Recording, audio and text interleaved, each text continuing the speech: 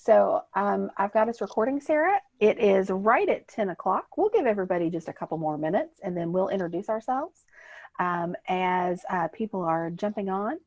Make sure to share or comment as we go. Yeah, so if you guys could let us know, how's the audio? Can you all see okay? And drop a little comment. Let us know where you're tuning in from, either in Kentucky or outside of Kentucky. If you want to give us a county, since that's the Kentucky thing. We're getting lots of likes and we're getting some laughing faces. So we've got our friends on today. But yeah, if you want to jump there into the comments and give us a hello or tell us where you're from, we'd love to hear from you. We will start introductions here in about a minute and a half. We should have a little visual timer countdown going. All those fun little tricks of the trade. Absolutely. I think I have everything muted, so hopefully, I just got this fancy new phone though, so I need to figure out how to mute it, even though it's not going to be ringing off the hook right now. Let's see. That's part of the fun.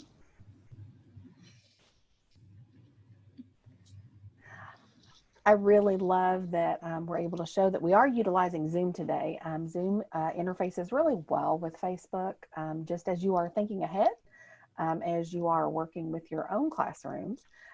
So this is a fun new little tool that Zoom has with Facebook. And from the autism standpoint, I've seen it's the Autism Society of America. I think it's once a week. They've been doing Zoom calls with, it's usually their director and a guest speaker. And they do those about once a week. And then even one of the local parent support groups, they've moved their meetings virtual. So they're all on a Zoom call and then they stream it to their Facebook live for everyone to see. So it's just so user friendly, I feel like, and kind of fun too. You can reach such a bigger audience. All right, we've got several people watching. So let's go ahead and get started, Sarah. My name is Amanda Bruce. I am the low incidence consultant here at the Ohio Valley Educational Cooperative. And I work with Sarah from the Kentucky Autism Training Center every year. And we do a lot of different things. But what we thought we would do today is allow Sarah to introduce herself to you all here in the OVEC region and kind of talk a little bit about the Kentucky Autism Training Center. They do partner with University of Louisville, and she will talk with you just a little bit. So Sarah, I'm going to turn it over to you. I'm going to go ahead and mute myself and watch the comments. All right. Feel free to interrupt if there are any questions or technical issues, Amanda, and I will take it away. And I'm going to call back to you, so don't start snoozing on me because I'm going to make you get involved a little bit too. Of course. I'm well caffeinated this morning, so I will try to speak a little bit slower than I usually do. But I am Sarah Bays. I am one of the field training coordinators with the Kentucky Autism Training Center. And throw a little comment out here. Have you heard of us? Have you never heard of us? Do you know what we do? Do you not know what we do? Usually when we used to be able to do in-person trainings, we'd say, by raise a hand, who's heard of us? And usually we get maybe a handful of hands up. So we are always trying to, get the word out about who we are, what we do, clear up any misconceptions, and we'll address those a little bit too. But as Amanda mentioned, we are officially a part of the University of Louisville.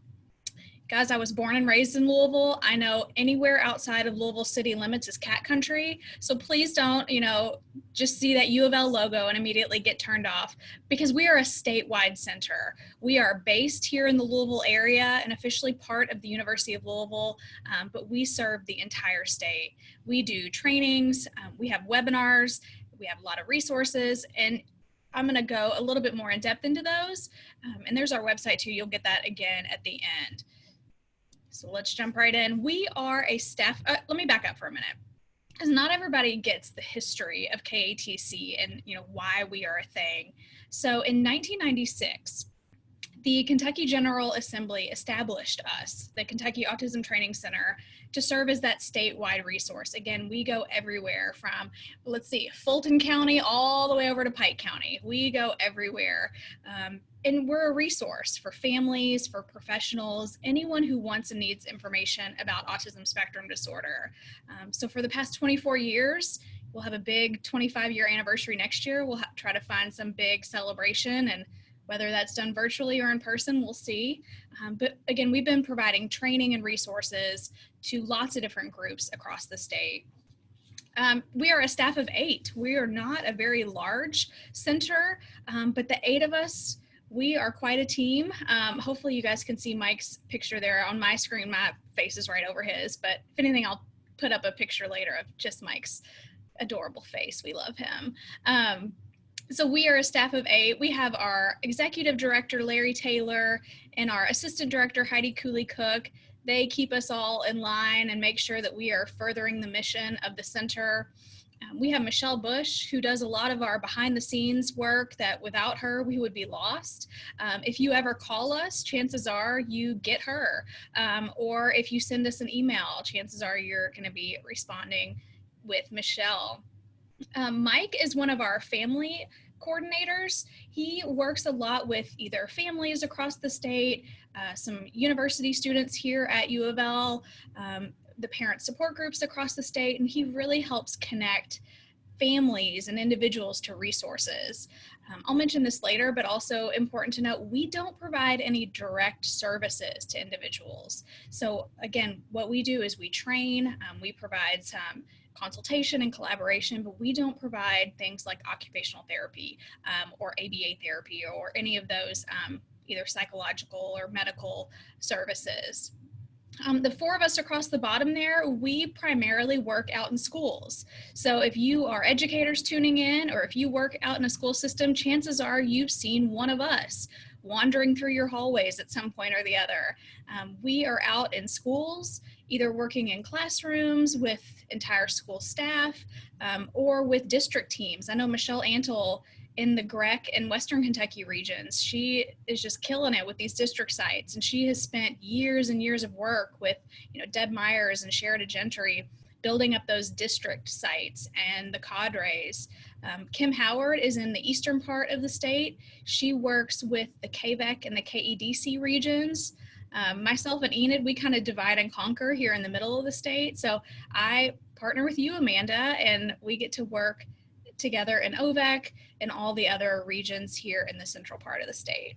Yes, Sarah, and I was going to say is Enid is also going to be partnering with us. I'm so happy to have Sarah here today, but we have the pleasure of also having Enid, who will be offering some sessions in August 12th, 19th, and 25th. We've got the information on our website here on Facebook, but Enid's going to be offering us some training around Boardmaker and communication, and it's fantastic. Enid is a former implementer for Boardmaker, so I just want to kind of get that out there and on your radar as we talk today.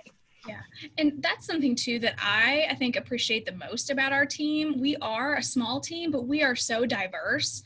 We all come from very different backgrounds, although similar. We all have experience with special education or autism, but then we also, I was a learning and behavior disorders teacher by trade. Kim was a moderate to severe disabilities teacher. Michelle was a school and clinical psychologist. Enid's worked in different school settings and also for Toby Dynavox and Boardmaker. So I just love the collaboration that we have, and we're constantly learning from each other, especially in these days of technology. We had a message going yesterday about our silly paper cutter down the hall. So we're always helping each other learn and get better, and sharing resources constantly, even within the 8 of us, so that we can then share out to the state. So this graphic here, it was one that I wanted to share. It is a bit outdated, and I'll get to that. But there are often times we get confused. We get phone calls still. If Michelle Bush is on here, she'll probably tell you how many phone calls we get or emails or Facebook messages we get. And they're like, hey, I brought my son to you for occupational therapy. And we always have to clarify. It's really challenging. We share the same building. We used to have pretty identical names and logos, but we are very different from the U of L Autism Center, which is now recently in the past few months been renamed the Norton Children's Autism Center. But I wanted to keep this graphic because for many, many years, this is what the 2 centers were. And this is kind of, I think, why some of that confusion came into play. So over on the right, this is information about us, the Kentucky Autism Training Center. And the main word there to focus on is training. We are out of the College of Education and Human Development. Specifically, we are in, and I'm going to look at my notes here because we just got this name change. So many changes here lately. We are with the Department of Special Education, Early Childhood, and Prevention Science there at the college.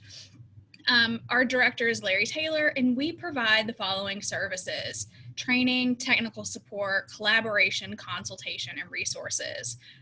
Our Facebook is KY Autism Training Center. You probably see our post shared with Amanda's at the OVAC page and vice versa. And then our website again, kyautism.org. So then our building mates, our roommates who are right down the hallway, they were formerly the U of L Autism Center. And they are the ones who provide those direct services to many of the students that we work with out in schools, many of the families that we work with in parent support groups. And again, we share a building and our names and logos used to be identical pretty much, but they used to be out of the School of Medicine. Their directors, Dr. Barnes, Dr. Tomchek, and they are the ones who provide those medical direct services to typically children with autism. And again, they just went through this new name change. They are now the Norton Children's Autism Center. So again, just to clarify, because sometimes I'll be out in schools and they're like, oh yeah, my student comes to see you twice a week. I'm like, well, I may see them walking down the sidewalk or walking down the hallway, but we provide the training, they provide the direct services to individuals. So Amanda, I'm going to let you start off on this slide and talk a little bit about the training sites in public schools, because I know that's the work that we do together. That's a big piece of our work. You know, we are supported heavily by the Kentucky Department of Education and work with them and the different cooperatives across the state. So I'm going to let you take over so I can caffeinate for a bit more. And if you wouldn't mind to talk a little bit about the training sites out in schools. Yeah, so the training sites are a key component to what we do with the co-ops and with KATC. So what we provide is many different models within the schools, but our main support is to work with teachers and other adults that are working with all students of autism. So very oftentimes we meet in PLCs and we do some problem solving and we try to work with our educators on the evidence-based practices and how to implement them. We also do some troubleshooting for specific students to help the team in the school be able to look at the whole picture of the child to help that student succeed further. The other thing that we do is with Sarah and I often for our training sites provide additional training on professional development days, after school sessions, and again in the PLC setting. I think one of the most powerful things that we're able to do through the training sites in public schools is be able to educate more teachers and administrators here in the state to understand autism and how to reach our students. I really wish this had been an available programming for my brother and for my husband when they were in school many years ago. My brother is on the autism spectrum and my husband has Asperger's. And there are many benefits that training sites and their teachers could have benefited from in understanding what the evidence-based practices are, the social emotional learning that goes along with that, as well as finding ways to address behavior and communication early on so that by the time they graduate high school, they have more skills that make them successful in a post-secondary world. Sarah? And I will just say that, you know, at least from us at the Kentucky Autism Training Center, we could not do half of the work, and that's putting it generously, without our partners at the co-ops. You know, we just have quite a tag team going, I think, in each region, and we are able to come in and support schools. And what I also appreciate about the training sites is that it's not a one-size-fits-all. You know, we have tried over the years to kind of say, like, what is a training site or a training site in a package? And we just can't do that. We know that each school is at a different readiness level, each district, even each region in the state has different levels of support that they need or that they've already received. So we are truly able to once we get our applications. It's typically around January, so we start the year off sending out our applications for the next school year, and we look at them, and it's really up to each either classroom teacher with their administrator support, or each school team or district team to really say, what do you want and need from us? And we're able to truly tailor our support to those needs. And that's kind of the case with all of our other trainings. You know, we want to make sure that we're providing the most relevant, applicable information to people, so we can take it and either narrow down topics, we can give more support than typical, less support. We're really flexible in what we can provide. Go ahead. I was just going to say, so we've had a couple comments come in through the Facebook site, and what I had to say is, you know, there's some questions about how we can consult with you. What I'm going to do is Sarah and I can kind of have some quick conversation with you. What we usually like to do in that consultation is really talk with your team at your school. You know, whether that's the special education team, or it's a grade level team, or a classroom team. What we really like to do with that is talk about professional trainings first. So that consultation is really about how can we come in and help you be better educated in autism. And I think that's a really important thing. So I have noted those persons that have requested that, and I'll be getting with Sarah, and we can have a further conversation with you. And again, just to clarify too, you know, I love that we're able to, in the moment here, provide some clarification and feedback. So the training site initiative, it is a year-long commitment. So once you are accepted as a training site with us, and again, typically those applications go out in January. That's usually our goal. Who knows what's going to happen this year with everything, because this year we've all been turned on our heads, because typically we're in buildings and we're doing in-person training. So we've all just been Zooming like crazy and emailing. My poor email inbox is probably just about to fall over right now.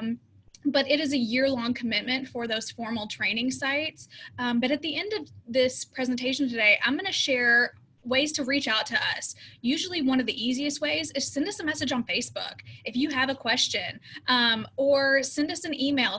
Go to our website. We have tons of resources for you, or we can help steer you into a direction that you may need. And also, as Amanda mentioned, we focus on training, you know, the teachers, the administrators, the bus drivers, the instructional assistants. We don't do a lot of direct work with students. We really want to help grow those professionals. So that way, in a year, in 2 years, or in 5 years, if we're no longer there, they still have those tools in their toolbox to pull out, and they're not just kind of needing us to be there to help with students. And Sarah, I think that's a really important thing. Our goal, and the reason that we try to partner with the co-ops and with KATC through this training sites and the professional trainings and such, is to really build capacity within the state. Our goal is to have more experts than just the 15 or 20 of us between KATC and the co-ops that work in this field. We really want to make the educators and those that are in education experts just like us, because the more of us that can be educated and become experts in autism, the further our students who eventually become adults will have success in their communities post-graduation. Absolutely. And that's, you know, we are out in everything from preschools to high schools. You know, we work with students of all ages in the training sites in particular. We are even doing some work, you know, with those regional training centers with the early childhood services. So we are trying to get in and no matter the age of the students, and really support their teachers and helping them prepare for that next phase of life and next step. Any other questions that came through right now, Amanda? No, I think we're good. All right. So then the next piece, I'll just kind of go clockwise around here, are those first responder trainings. Those are one that myself personally, I have a special place in my heart for, and I have been fortunate to be able to help our executive director, Heidi Cooley-Cook, with those. She used to be kind of a one-woman show, and she did them all. She is just incredible and trained so many first responders across the state. And so I'm able to kind of come in and help her. And, I just have a personal connection with, working with first responders and helping them interact with individuals with autism, or, in the case of wandering or elopement, helping with those search and rescue efforts and giving them some information that they may have never heard. So we train first responders. We offer a free training to them. There is no charge for our first responder trainings, as well as for our school training sites. Those are free services that we provide. Typically, our first responder training is 2 hours, but we are flexible. I did one last week that was 30 to 45 minutes, and it was on Zoom. I was working with the emergency management service professionals. And so again, providing information for safety, just kind of communication techniques in either an emergency or kind of an escalated scenario. What are some ways that first responders, whether that's police, fire, EMS, dispatchers, we've worked with corrections officers. We have some work that was temporarily put on hold just because of all the different restrictions right now, but with school resource officers. And so again, helping first responders know in those usually tense moments, because if you have to encounter a first responder, something is usually outside of your normal routine. What are some ways that you can support either young children with autism or grown adults with autism?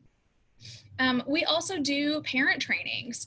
We have a parent summit typically once a year, and we try to put those all around the state, so that way traveling is less of an issue. We typically offer scholarships for lodging, so we try to make those as inexpensive as possible for parents. We have gotten lately some support from foster parent groups, and so that way we can provide credits for that. And Mike Miller, who works a lot with families, he's been working with parent support groups across the state and really trying to help support them and give them some best practices. And I think those parent trainings, Sarah, are really important because that's something that we sometimes don't think about. So if you're working with students with autism who are in middle and high school, think about KATC when you're doing career nights or college nights and support nights. They can talk to you about college and autism. They can talk with you about jobs after school if your student decides to go into the work field. What supports might they need, etc. And with the parent piece, I do want to note now, in case I forget later, on our website, because I know as a teacher, I didn't know everything, and I still don't know everything. But if you are a teacher, especially tuning in, and you have a student with autism and parents are just searching for support for them, on our website, we have a really nice interactive map. So no matter where you are in Kentucky, you can either scroll through a list and find a city close to you, or you can just kind of zoom around and see where is the closest parent support group to me and my student. And we have I believe all of the active parent support groups. If there are any out there listening and we don't have you on that list, please reach out to us. We want to make sure that we are getting your information out. And it'll have typically a Facebook page or a website, phone, email, ways to get your students, or even if you have a loved one, or if you have a neighbor who has a child with autism, getting them connected with those parent support groups is huge. The consultation piece is kind of similar. Mike works a lot with families, either ones who are here at the Norton Children's Autism Center. He helps connect people with services, and he works with the University of Louisville students and helping them, navigate college, especially now college during a pandemic, which is a totally new fun experience, helping them with post-secondary transition. He is just wonderful with those families. We also do consultation with theater groups with the sensory-friendly performances. That's something that's really neat, I think, that we get to go preview. Well, I say we, it's been Heidi, but I may sneak in and do that one too a few times with her. But previewing plays and musicals and getting to help make sure that those are accessible to individuals with autism. And then professional trainings. Any other group, whether if you don't fit into any of those other categories, we will still come and train you. We have worked with the community mental health centers. We will come out and provide trainings to anyone and everyone, whether you work with people with autism or you just want to know more information. And then one thing that I forgot with consultation, we also work with the commission clinics that are around the state. So we are able to kind of be that bridge between the clinic and schools and really make sure that that communication piece is there and that parents are able to understand kind of what the medical professionals are saying, what the school professionals are saying, and really help provide cohesive support to those children with autism. And Sarah, Enid has been very helpful and got that link to those support groups into the comments under our watch party right now. So that's we are such a good team. I love That's us. right. That's what's so wonderful about this is this partnership with the co-ops and KATC really allows us to reach more people and really meet your needs on a very individual basis. Enid has also posted a link directly to KATC and some of their other items. This is what it's all about. Oh yeah, I'm loving it. This is what it's all about. The knowledge base that we have together is so much stronger than as individuals. And so the more that we can work together and get our messages out, the better it is, not just for educators, but for our students in Kentucky.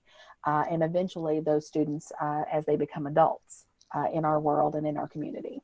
Absolutely. None of us can do this on our own. It's all about collaborating with other groups and making sure that we are working together and working smarter, not harder. That's usually one of my daily mantras. Absolutely. So this next piece, I'm just going to briefly mention this. It is kind of the core to all that we do. You know, we focus only on evidence-based practices. We realize that parents, professionals, educators, everyone out there, they don't have time to waste, and we don't have time to waste either. So we're going to really focus on what research has proven over many years, multiple studies, that actually works and can be effective. So these evidence-based practices, this slide may look a little bit different if you've been to any of our trainings or if you've been a training site with us.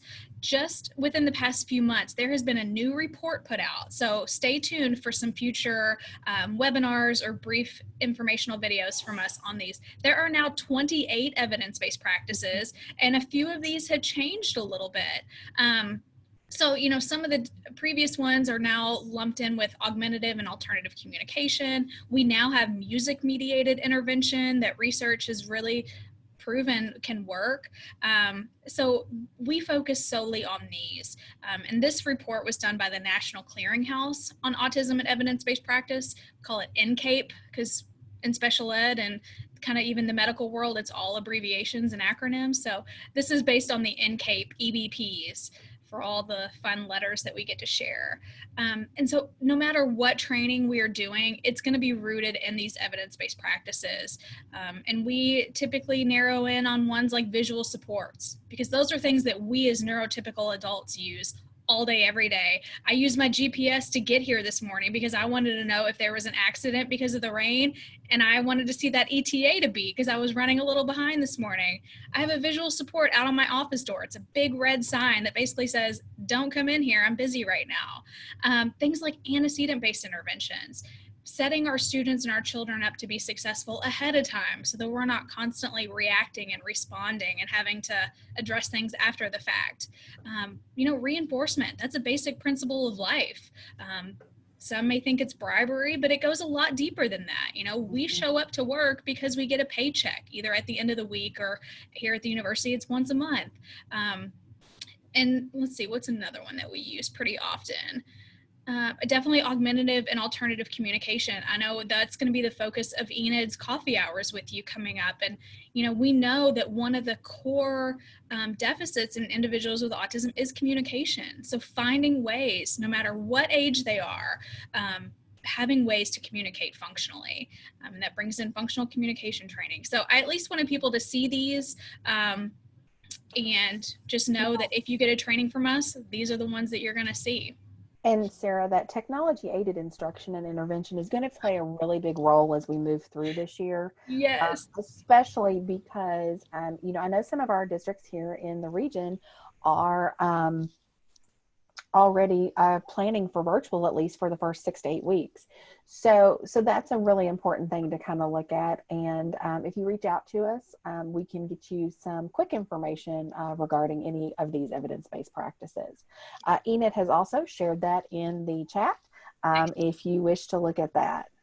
And even as a teacher, I was kind of a techie nerd. I was always loving, gadgets and apps. And I've always got my phone within reach, my iPad, my laptop. It's all close by. I use it all the time because, technology is not going anywhere. So I had on my list, even before this pandemic hit, to do a webinar on technology-aided instruction intervention, because it's so important. And with schools having devices for students, whether that's just the special ed population, or so many schools now are one-to-one, where these kids have their own personal Chromebook or device, which is just incredible to me. So finding ways to use that specifically for students with autism, but also things that all kids will benefit from. And again, helping teachers work smarter, not harder. And if we can do it for the one student with autism, well, why can't we do it for the whole class? That whole universal design principle. So stay tuned. I'll be getting that one out hopefully in the next few weeks or so, a video on technology in particular. All right. I think that's about it, unless there are any other questions that come up. But, this video, hopefully we'll get to archive it, put it on our YouTube. It should be recorded for people to tune in later. But please, please, please reach out to us. Now that you know who we are and what we do, share this so that way your neighbors and your colleagues, even those Facebook friends that you don't even know who they are, but for some reason they're on your friends list, share it with them. Even if they're not in Kentucky, the information that we share could still be relevant and applicable. Our Facebook is linked here. OVEC, I know, has the 2 Facebook pages, and Amanda does an excellent job. Every time I typically will be scrolling through our Autism Training Center Facebook, and the first person to like or share is usually Amanda. And so I love her support. And that's either a positive or a negative. I'm either on social media way more than I should be, but that's how we get information. That's how we connect these days. And so we have to embrace it and realize that's where we can communicate with each other. We also have a Twitter. Michelle Bush does a great job. I'm a little Twitter rusty. So she does an excellent job of typically taking our Facebook posts and putting them also on our Twitter. We have a YouTube channel where this video will be posted. We have an insane amount of archived webinars from past trainings. We have some shorter informational videos on there. So please, if you haven't been to our YouTube, check it out, scroll through. And if there are any topics that, we need to update, or if there's something missing, if you went there for a topic and you didn't see it, please reach out to us, because we can typically pretty quickly whip something up and get it to you and to everyone.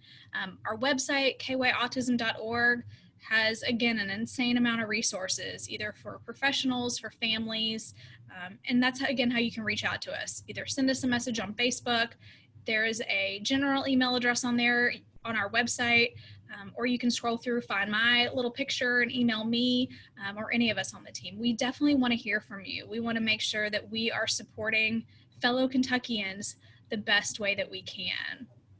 Absolutely. Well, Sarah, I don't see any more comments that have come through in this moment. So what I'm going to do is I'm going to go ahead and stop the recording.